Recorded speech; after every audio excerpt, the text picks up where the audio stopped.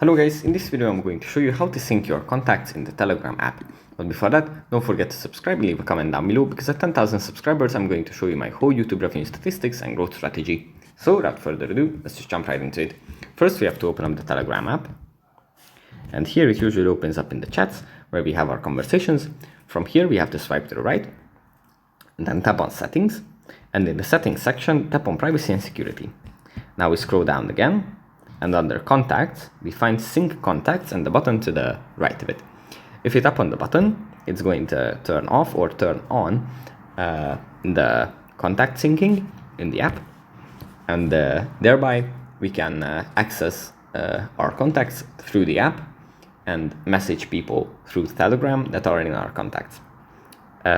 It's that easy, and yeah, that's pretty much it for this video. Hope it was helpful for you guys, and I'll see you in the next one. Bye.